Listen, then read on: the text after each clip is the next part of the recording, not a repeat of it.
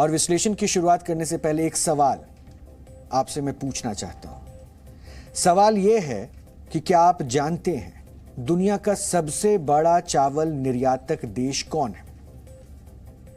आपने अगर सोच लिया हो तो चलिए मैं आपको कुछ बता देता हूं, उसका जवाब बता देता हूं।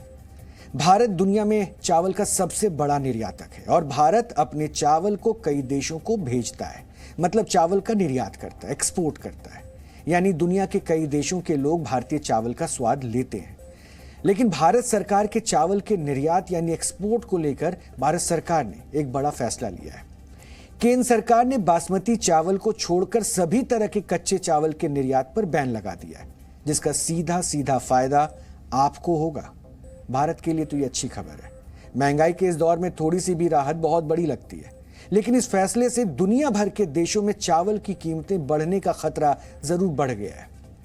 अब आपके जहन में एक सवाल आ रहा होगा कि सवाल ये कि जब भारत चावल का सबसे बड़ा निर्यातक देश है तो फिर उसने बासमती चावल को छोड़कर सभी तरह के कच्चे चावल के निर्यात पर बैन क्यों लगा दिया? ये सवाल होगा, तो इसके पीछे क्या वजह है आपको मैं सरल शब्दों में समझाता हूं। देश में पिछले कुछ समय में चावल की कीमतें बढ़ी है। आपने भी चावल खरीदते हुए यह महसूस किया होगा। चावल की बढ़ती हुई कीमतों को कम करने के लिए सरकार ने चावल के निर्यात पर प्रतिबंध लगाया है। खुदरा कीमतों में पिछले एक वर्ष में लगभग 11.5% और पिछले महीने में 3% की बढ़ोतरी हुई है। भारत में इस बार कई बार मौसम बदला है, इसका अनुभव भी आपने किया है और इसका असर चावल की फसल पर भी हुआ है। उत्तर भारत के चावल उत्पादक राज्यों में मानसून की भारी बारिश हुई है। वहीं देश के कुछ हिस्से ऐसे हैं जहां इस बार बारिश कम हुई है और इस अप्रत्याशित मौसम परिवर्तन का असर चावल की फसल पर पड़ा। उत्तर भारत में भारी बारिश की वजह से पंजाब और हरियाणा में नई रोपी गई फसलों को नुकसान हुआ और कई किसानों को दोबारा रोपाई करनी पड़ी।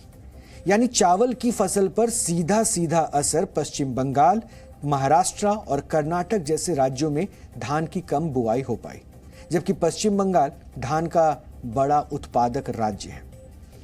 देश से एक्सपोर्ट होने वाले कुल चावल में गैर बासमती सफेद चावल की हिस्सेदारी करीब 25% है और वर्ष 2022 में भी सरकार ने गैर बासमती सफेद चावल पर 20% निर्यात शुल्क लगाया था। लेकिन निर्यात शुल्क लगाने के बावजूद वर्ष 2021-22 में निर्यात बढ़कर 42.12 लाख मीट्रिक टन हो गया। चालू वित्त वर्ष 2023-24 में अप्रैल से जून की अवधि में इस किस्म के 15.54 लाख मीट्रिक टन चावल का निर्यात किया गया, जबकि वित्त वर्ष 2022-23 की इसी अवधि यानी कि अप्रैल जून के समय 11.55 लाख मीट्रिक टन चावल का निर्यात हुआ था। चावल के निर्यात पर प्रतिबंध से भारत के लोगों को फायदा होगा, क्योंकि इससे दामों में कमी आएगी, लोगों को महंगाई से राहत मिल सकती है और हो सकता है कि इस बार जब आप चावल खरीदने जाएं तो आपको चावल कुछ सस्ता भी मिले। यह राहत आपको सरकार के इसी फैसले के वजह से मिलेगी। देखिए, ये जो स्टेप लिया गया, ये जो कदम भारत सरकार ने लिया है, ये प्रिंसिपली हमारे डोमेस्टिक मार्केट के हित में लिया गया है। देखिए, हमारे गवर्नमेंट का कमिटमेंट डोमेस्टिक फार्मर्स के लिए है, डोमेस्टिक कंज्यूमर्स के लिए है। तो थोड़ा बहुत जो चावल का प्राइस बढ़ गया था पिछले एक महीने में, वो हर साल बढ़ता है। जब ये चावल का बुआई का समय आता है, तब एक फीलिंग होती है मार्केट सेंटिमेंट में कि चावल शायद कम हो जाए, तब थोड़ा बढ़ जाता है। लेकिन अब क्योंकि एक्सपोर्ट का बैन हो गया है, अब डोमेस्टिक मार्केट में चावल की अवेलेबिलिटी में कोई दिक्कत नहीं होगी, तो अपने आप ही प्राइसेस डाउन हो जाए।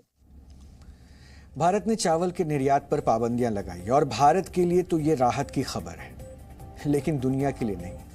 दुनिया के कई देशों में भारत का चावल नहीं पहुंचने से दाम आसमान पर पहुंच गए हैं।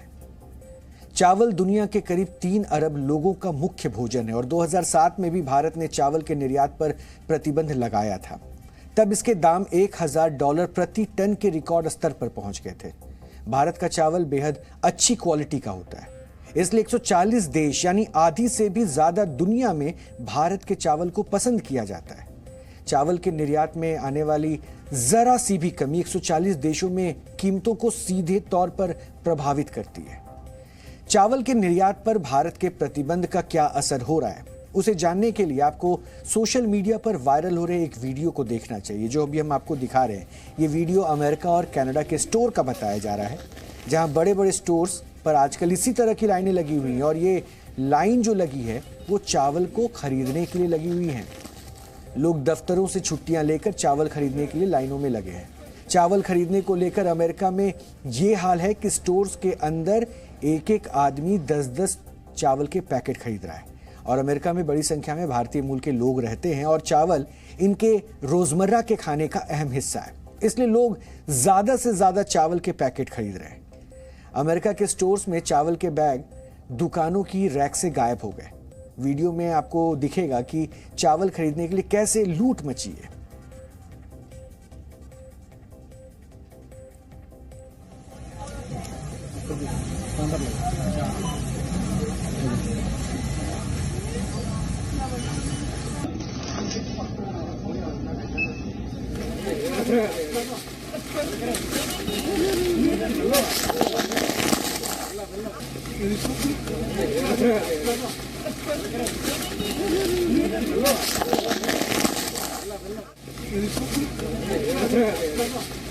आधी से ज्यादा दुनिया में भारत का चावल एक्सपोर्ट होता है।